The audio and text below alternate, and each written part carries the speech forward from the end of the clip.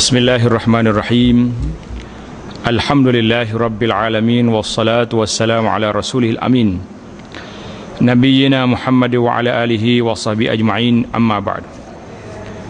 Penjelasan ringkas tentang kelebihan bulan Rajab. Bulan Rajab ini adalah merupakan bulan yang ketujuh daripada bulan-bulan Qamariyah, ataupun dia panggil tahun Hijri, tahun Hijrah.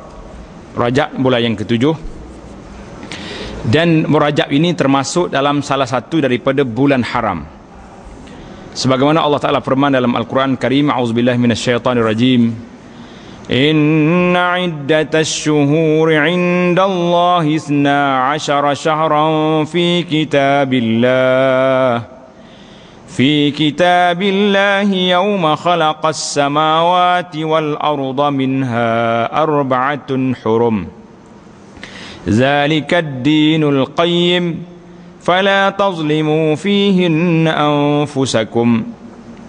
Jadi Tuhan sebut dalam surah At-Taubah ayat 36 ini disebut inna iddatash syuhur, bahawasanya bilangan bulan di sisi Allah Ta'ala 12 syahra, iaitu 12 bulan. Daripada bila? Yauma khalaqas samawati wal ard, semenjak daripada dijadikan langit dengan bumi ini 12 bulan sudah ada.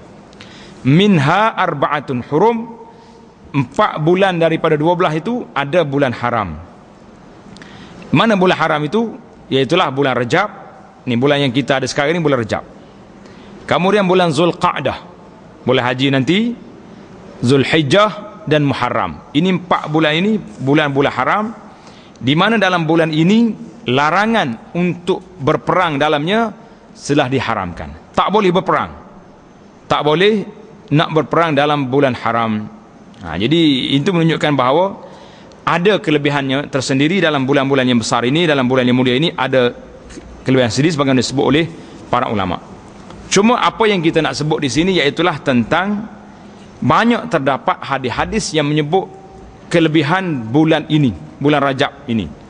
Macam-macam hadis yang ada, yang kita dengar, yang saya akan senaraikan sebahagian daripadanya dalam penjelasan ini. Untuk menjelaskan cerita ini, seorang ulama yang hebat dalam mazhab Syafi'i, namanya Al-Hafiz Ahmad bin Ali bin Hajar Al-Asqalani, meninggal dunia pada tahun 852 Hijri. Dalam kitab dia, nama kitab cantik. Tuan-tuan boleh ambil nama kitab ini. Kalau tak boleh beli, boleh dalam internet banyak. Nama kitab Tabyinul Ajab. Tabyinul Ajab bima warada fi fadli Rajab. Menjelaskan keajaiban, kepelikan terhadap apa riwayat yang disebut tentang kelebihan bulan Rajab. Ibn Hajar besar kitab ni. Dalam buku, dalam kitab ini dia bawa berapa hadis? Ada banyak hadis, 38 hadis-hadis yang diriwayatkan tentang kelebihan Rajab ini, yang kebanyakannya akan dinilai oleh Al-Hafiz Ibn Hajar sendiri. Kita tak payah duk hurai banyak, kerana kita bukan pakar hadis dan bukan orang panggil yang terlibat dengan ilmu hadis. Cuma kita bimbang apa yang berlakunya. Takut kita juga termasuk di kalangan orang-orang yang menyebarkan hadis-hadis yang tidak sabit daripada Nabi SAW. Kerana Nabi terdapat dalam hadis yang jelas, yang sahih, Nabi kita SAW larang daripada menyebarkan hadis yang tidak sabit daripada Nabi. Nabi tak kata. Jadi bila Nabi tak kata, kalau kita pergi kata ini daripada Nabi SAW, maka itu merupakan satu dosa besar yang telah dilarang oleh Nabi. Dalam hadis Nabi kata, man kadzaba alayya muta'ammidan falyatabawa maq'adahu minan nar. Siapa yang buat dusta ke atasku dengan sengaja. Kita tahu dia benda ni, hadis ini palsu, kita dah buat juga, maka orang ni dikira telah ambillah tempat duduknya dalam neraka, wal iyazubillah. Jadi hadis ini sampai peringkat orang sebut hadis mutawatir. Dalam hadis lain Nabi kita sallallahu alaihi wasallam sebut, kafa bil mar'i isman an yuhaddis bima bikulli ma sami'. Cukuplah orang tu buat dosa apabila dia cerita apa yang dia dengar, tanpa buat penjelasan dan penelitian. Hadis ini riwayat Imam Muslim. Banyak lagi larangan yang disebut di sini. Dalam hadis lain Nabi kata, buat berdusta ke atas aku ni bukan seperti buat dusta ke atas orang lain. Siapa buat dusta ke atasku, maka orang ni falyatabawa maq'adu minan nar, dia ambillah tempat duduknya dalam api neraka. Kita balik kepada kata-kata Al-Hafidh Ibn Hajar rahimahullah. Sebelum daripada Ibn Hajar ini ada lagi seorang ulama namanya Ibnu Dihyah. Al-Imam Al-Hafidh Abul Khattab Umar bin Hasan bin Ali Ad-Dani dikenali dengan nama Ibnu Dihyah, yang meninggal pada tahun 633. Ibnu Dihyah tahun 633. Dia tulis sebuah lagi kitab. Dia kata ada ma wajaba fi bayani ma wada'una fi fadli Rajab. Ada ma wajab, menunaikan apa yang wajib diberitahu tentang pereka-pereka hadis palsu yang telah mereka cipta hadis-hadis ini tentang kelebihan bulan Rajab. Jadi apa yang disimpul oleh Al-Imam Ibn Hajar, saya nak kata di sini apa yang disimpul oleh Imam Ibn Hajar, dia kata apa? Rahimahullah, dia kata lam yarid fi fadli Rajab wala fi siyamihi, tidak terdapat dalam kelebihan bulan Rajab secara khusus lain pada bulan haram tadi, la fi siyamihi, puasa dalam bulan Rajab ini, wala fi siyami syai'in minhu, tidak juga puasa mana-mana bahagian daripada bulan Rajab muayyan yang tertentu, wala fi qiyami lailatin makhsusatin fih, tidak ada terdapat juga berdiri malam-malam yang tertentu pada bulan ini seperti malam 27 contohnya. Hadisun sahihun yasluh lil hujjah, hadis yang sahih yang boleh dibuat hujjah, boleh dibuat amalan dengan dia. Wa qad sabaqani ila al-jazm bi zalika al-imam Abu Ismail Al-Harawi Al-Hafiz. Belum daripada aku ini Ismail Al-Harawi telah pun kata sedemikian. Ismail Al-Harawi ini Abu Ubaid Ahmad bin Muhammad. Abu Ismail Al-Harawi ini namanya Ahmad bin Muhammad Al-Mutawaffa pada tahun 401. Mengikut dalam muhakkik ni kata. Jadi dia kata apa? Wa rawaina anhu bi isnadin sahih, di mana Imam Ibn Hajar kata kami riwayat pada dia dengan sanad yang sahih. Demikian juga daripada orang lain, tetapi masyhur di kalangan sebagai ahli ilmu mengambil melonggarkan syarat-syarat nak beramal dengan fadailul amal ini dengan hadis dhaif. Tapi yang bagi ma'azalika, sepatutnya kalau kita ambil pendekatan boleh terima hadis dhaif itu, isyarat an ya'taqid al-amil, orang yang nak beramalnya mesti dia yakin bahawa hadis itu hadis dhaif. Dan jangan dibesar, jangan disebarkan supaya orang lain tidak la ya'malul ma'ruf bi hadisin dhaif. Orang lain tidak sebarkan hadis yang dhaif itu, tidak beramal dengan dia, maka kita telah buat satu syariat yang tidak disyariatkan oleh Nabi sallallahu alaihi wasallam. Ataupun apabila ditengok oleh orang jahil, fayazunnu annahu sunnah sahihah, mereka menyangka ini sunat yang sabit daripada Nabi sallallahu alaihi wasallam.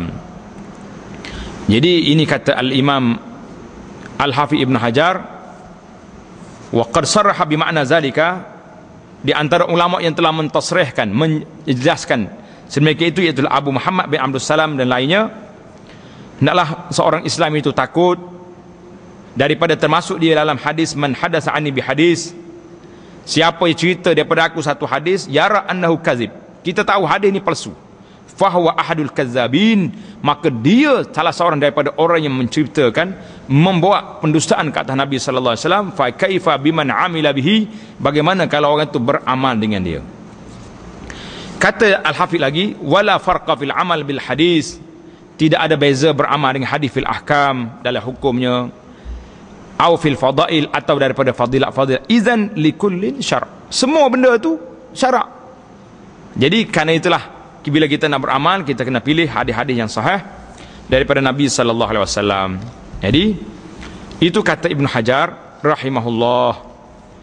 Adapun kata dia lagi, amal ahadis, adapun hadis-hadis yang mari tentang kelebihan Rajab ini, ataupun yang menyebut tentang kelebihan puasanya atau puasa sebahagian daripadanya sarihah, maka dia terbagi pada dua kumpulan, satunya dhaif, satu lagi maudhu', hadis yang palsu. Itu yang pertama. Kemudian ada lagi amalan-amalan yang telah dikata dibuat pada bulan Rajab ini, yang pertama dia panggil salatul raghaib. Salatul raghaib ini satu salawat, satu sembahyang yang direka-reka. Bila ni tengok ni hadis ni, siapa di kalangan umat Islam yang berpuasa pada awal Khamis yang pertama bulan Rajab, kemudian dia sembahyang pada malam itu di antara Maghrib dengan Isya 12 rakaat. Jadi hadis ini banyaklah kelebihannya, panjang sekali. Hadis ini telah disebut dalam kitab Ihya Ulumuddin. Kata Imam Ibn Hajar dan para ulama lain mengatakan hadis ini hadis maudhu'. Imam Nawawi kata apa? Imam Nawawi kata hiya bid'atun qabihatun. Solat macam ni di malam pertama, Jumaat pertama pada bulan Rajab ini, iaitulah satu bid'ah yang keji, yang mungkar, asyaddu ingkar, yang sangat-sangat ingkar, mengandungi mungkarat, banyak benda-benda mungkar. Fayata'ayyanu tarkuha wal i'rad anha, maka sepatutnya wajib kita kena ingkar dan jangan biar tinggalkan dia.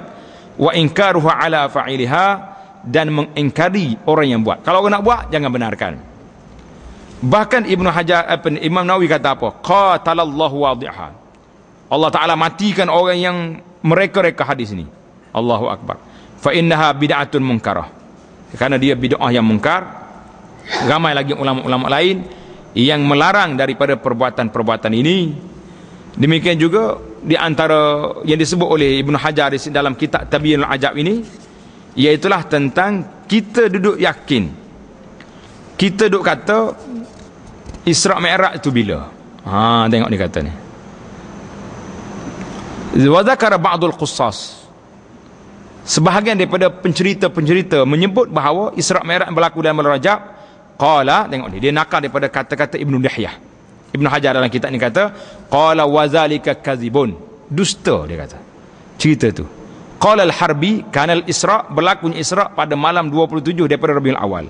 Jadi saya tak nak huraikan sini kerana bukan cerita kita nak menyebut tentang bila berlaku Isra', mungkin pada waktu dia nanti kita sebut.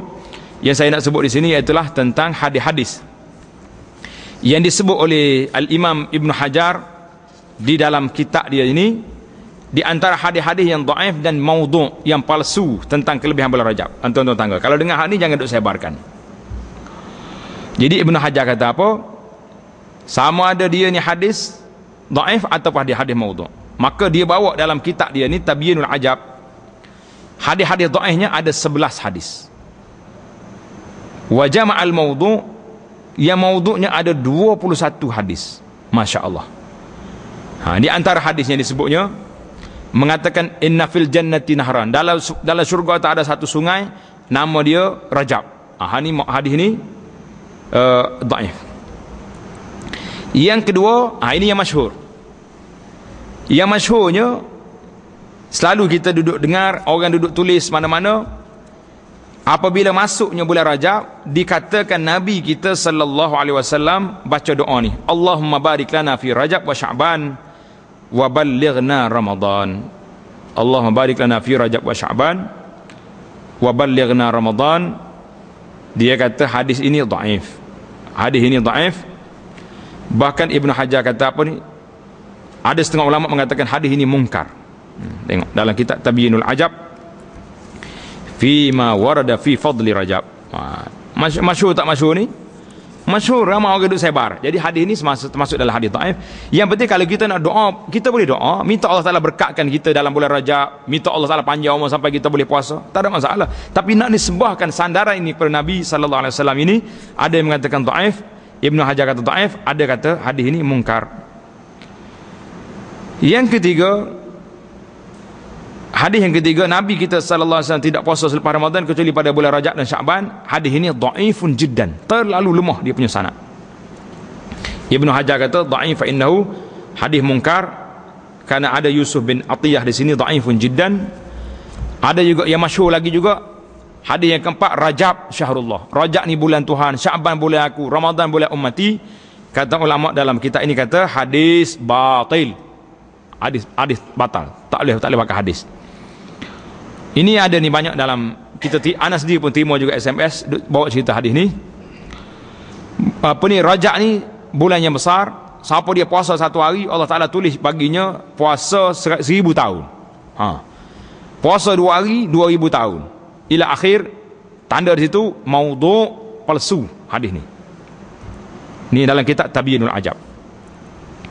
Jadi banyak lagi lah terdapat amalan-amalan yang ditulis hadis-hadis tentang Rajab ini. Tidak ada yang sahih tentang puasanya ataupun tentang solat pada bulan Rajab. Mana-mana yang kita jumpa itu cakap hadis ini sama ada dia dhaif ataupun termasuk hadis-hadis palsu, hadis mungkar yang telah kita sebut di dalam kitab ini.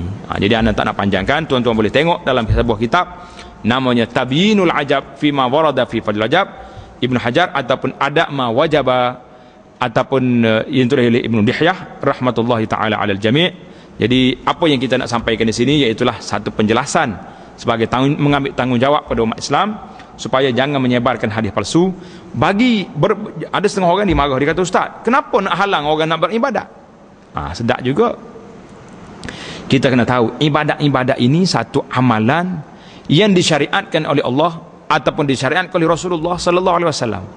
Kalau benda ni tak mari daripada Nabi, tiba-tiba kita nak buat, bermakna kita telah mereka-rekakan.